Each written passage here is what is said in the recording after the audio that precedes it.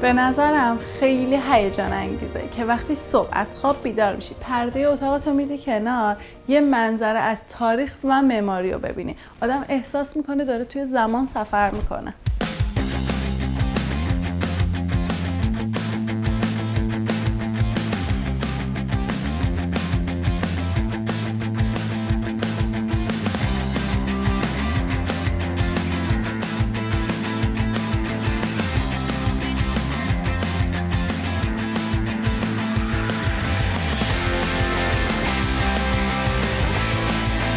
خب اون دیوار قلعه زیبا رو که دیدین از طبقه بالا. حالا این آجرایی که اینجا میبینیم قسمت هیجان انگیز قضیه است. از این آجرها که برای 150 سال پیشه توی این خونه به کار رفته.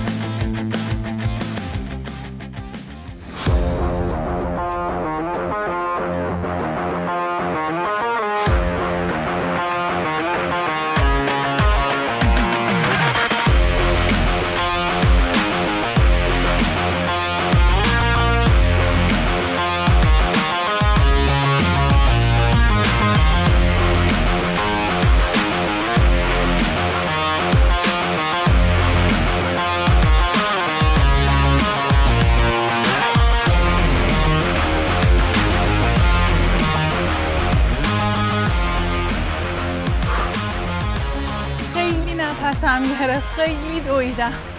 خب این پروژه خفن و باحاله که با همدیگه دیدی. حالا به نظر شما یه همچین پروژه امکاناتش در چه حدیه؟ بذارید براتون بگم. امکانات این پروژه شامل استخر، سونا، سالن ماساژ، همینطور زمین بازی کودکان، استخر مخصوص کودکان، مرکز خرید، مسیر پیاده روی ساحلی، همینطور یه محل اختصاصی داره در انتهای ساحل که محل برگزاری تورهای دوچرخه سواریه. یعنی دیگه واقعا هر چی که بخواید میتونید اینجا پیدا کنید. علاوه بر اون این جذابی هم که بغل من میبینید از همون قضیه‌ای که بهتون گفته بودم اینجا قرار بوده ایستگاه قطار باشه و این چیزا از اون زمان مونده، خیلی قدیمیه. اون طرف هم یه واگنه که حتما بهتون نشونش میدم.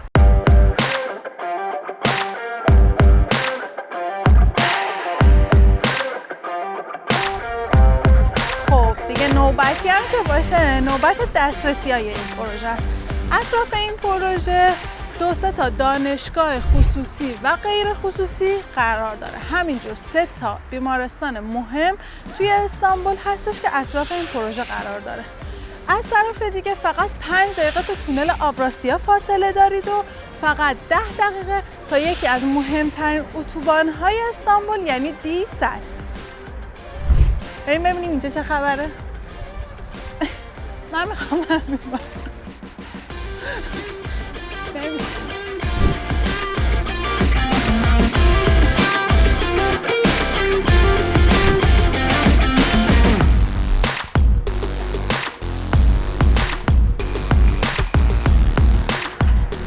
خب اگه منم که یه راهی برای ورود به اینجا پیدا کردم بهتونم نمیگم، خودتون بیاید پیدا کنید. خب میخواستم یه چند تا نکته مهم در مورد این پروژه بهتون بگم. این پروژه از نظر موقعیت مکانی بسیار اهمیت داره چون که نزدیک یه سری از بناهای تاریخی استانبول قرار داره، مثل مسجد ایا صوفیا، مثل مسجد سلطان احمد، مثل مخزن باسیلیکا یا مثل موزه توپکاپی و همین هم باعث میشه که این پروژه و این محله کلا خیلی با ارزش بشه.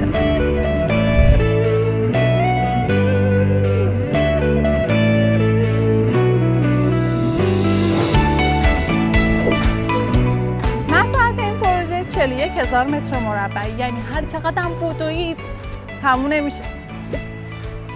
این پروژه شامل 125 واحده که 23 واحد اون تجاریه و 36 واحد هم دوبلکس ساختن. 31,000 متر مربع این پروژه شامل مناظر طبیعیه که باعث میشه هم از نظر سرمایه گذاری هم از نظر سبک زندگی این پروژه واقعا منحصر به فرد بشه.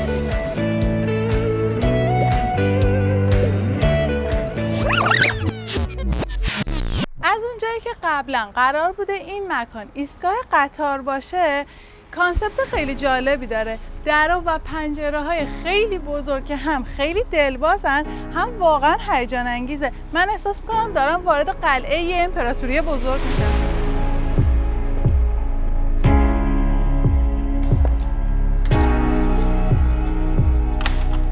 واو، این خونه و دیزاینش واقعا خیلی به نظر من خاصه.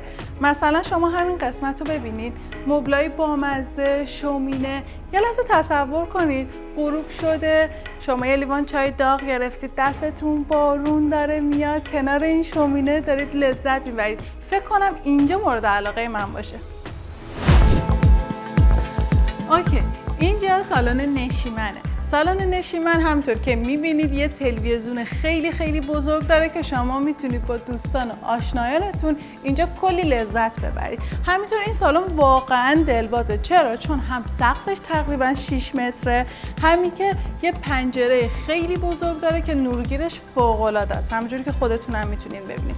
در ضمن دیوار پشت تلویزیون هرچند که خیلی خوب دکور شده همین الانش هم، ولی شما هم میتونید طبق سلیقه خودتون دکورش کنید. حالا اگه موافق باشید با هم دیگه بریم یه سر به آشپزخونه بزنیم. این میز بزرگ رو میبینید اینجا، داشتم میشمردم ببینم چند نفر است. فکر کنم تقریبا 12 نفره شد. ولی این نشون میده که این خونه چقدر بزرگه. شما یه عالمه فضا دارید که اینجا پارتی را بندازید، با مهموناتون خوش بگذرونید و کیف کنید. همینطور این لوستره خیلی چشم منو گرفته. حالا اینجا آشپزخونه است، ولی نه اون آشپزخونه‌ای که فکر کنید میتونید توش آشپزی کنید. نه، اینجا فقط واسه سرو غذاست. آشپزخونه اصلی طبقه پایینه که غذای اصلی رو از طریق این دریچه جذاب میفرسته بالا، شما میتونید به راحتی سروش کنید. و همینطور اینجا کلی کابینت‌های بزرگ و متفاوت داره که میتونید از فضاش به خوبی استفاده کنید. حالا اگه یه چیز باحال میخواید ببینید بیاید با من بریم. البته اگه مثلا من عاشق فیلم و سریال و بازی کردنی. خب دارم میرم به سمت همون جای باحالی که بهتون گفتم. البته قبلش چند تا جای دیگه هم هست که باید بهتون نشون بدم، ولی ترجیح میدم اول اونجا رو بهتون نشون بدم. تاتا، اینجا رو ببینید.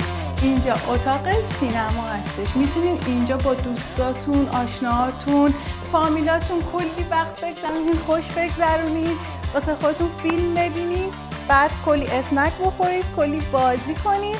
خدایی از قسمت VIP سینما هم به نظر من VIP تره. تازه اینجا این بغل یه سری وسایل برای ورزش کردن هم هست که میتونید استفاده کنید، به سلامتیتون هم اهمیت بدید. اینم از اتاق لاندری. تو این اتاق شما ماشین لباسشویی خوشگل دارید که میتونید ازش برای مرتب و تمیز نگه داشتن لباساتون استفاده کنید. البته که کلی هم اینجا کابینت هست که میتونید از این کابینت ها برای مرتب کردن لباس ها استفاده کنید و هیچ بهونه‌ای براتون نمیذاره برای اینکه نظم و ترتیب نداشته باشید. البته شوخی میکنم اما میدونم که شما خیلی هم مرتبید. خب این اتاقی که میبینین اتاق مخصوص کارمندها هستش. این اتاق همینطور که میبینید تلویزیون داره، تخت و همینطور یک سرویس بهداشتی عالی داره. دقیقاً اینجا همون آشپزخونه‌ایه که قراره کلی غذای خوشمزه توش بپزید، با این آسانسور بفرستید بره بالا. این آشپزخونه شامل گاز، هوت، فر، ماشین ظرفشویی هستش که بهتون تحویل داده میشه. همینطوری که میبینید آشپزخونه فضای خیلی بزرگی داره، پر از کابینته. گازش هم به صورت جزیره تعبیه شده.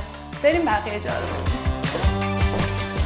فکر کنم تا الان متوجه شدید که این خونه چند طبقه است. در اصل این خونه تریپلکسه که البته اگه طبقه آخر دفتر کارم حساب کنی میشه 4 طبقه.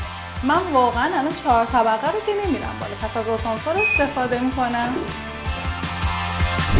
که اتاق طبقه بالا رو بهتون نشون بدم. این اتاق هم مثل بقیه جای خونه سقف خیلی بلندی داره با یه سریش پنجره‌های خیلی جذاب. همینطور این تخت زیبا رو که دارید خودتون میبینید، این کمد فوق‌العاده هم اینجاست برای لباساتون. ویژگی این اتاق اینه که یه سرویس بهداشتی خصوصی هم داره برای کسی که تو این اتاق میمونه.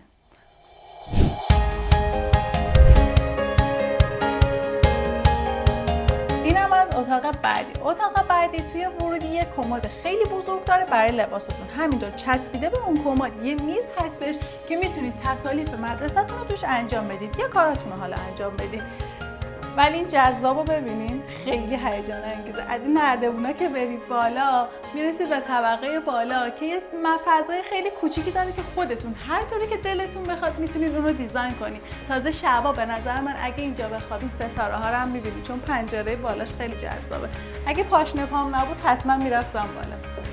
ولی خب حالا از این ور قضیه هم بخوایم به این اتاق نگاه کنیم، پنجره های خیلی بزرگی داره که به سالن نشیمن دید داره.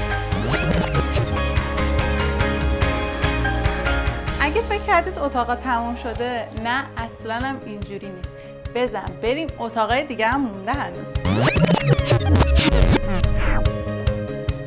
قبل از اینکه برم اتاق بعدی خواستم اینم بهتون بگم که بین این دوتا اتاق یه سرویس بهداشتی تعبیه کردم برای دسترسی راحت. خب اینم یکی دیگه از اتاقا که دقیقاً قرینه همون اتاق قبلی ساخته شده. دیزاینش هم کاملا شبیه به همونه. خب نوبتی هم که باشه نوبت اتاق مستره. این اتاق همینطوری که میبینید کانسپت سویت داره.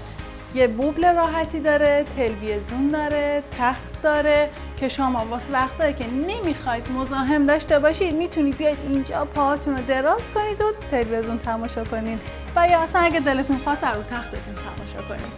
خب تفاوت این اتاق اینه که یه اتاق کوچیک هم داره. این قسمتش که به عنوان اتاق لباس میتونید ازش استفاده کنید. بریم با هم دیگه بهتون نشون بدم. اینم از اتاق لباسا که همینطوری که میبینید نور پردازیش که فوق‌العاده از کلی هم کمد داره و جا داره.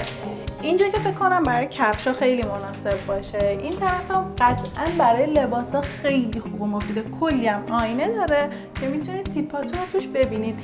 بالاخره باید خیلی خوش تیپ باشین دیگه وقتی اینجا دارید زندگی میکنید. روی این صندلی هم میتونید بشینید کفشاتون رو امتحان کنید. ولی یه چیز خوب دیگه ای که اینجا هست در مورد این دستشویی که کاملا هوشمنده.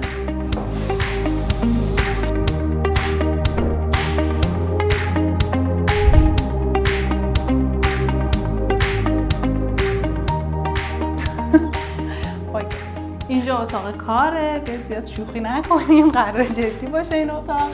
ولی به نظر من چقدر عالیه که اتاق کار آدم یه همچین فضایی باشه. شما کلی اتمسفر خوب تو این اتاق میتونید حس کنید، کلی نور میاد تو این اتاق، شبا میتونید ستاره ها رو ببینید، از پنجره هوای تازه میاد، کلی چیزای دیگه. البته این ناگفته نمانه که کل این خونه دست خودتون میتونید هر جوری که دوست دارید دیزاینش کنید. حالا اون دیگه سلیقه‌ای. اصلا چرا به نظر من کامنت نمیذارید برای ما اگه شما این خونه رو داشتید چجوری دیزاینش میکردید؟ ما هم میتونیم استفاده کنیم. میتونید حتی از این اتاق به عنوان اتاق موزیک یا اتاقای سرگرمی همچین چیزایی هم استفاده کنید. اون دیگه بستگی به سلیقه خودتون داره.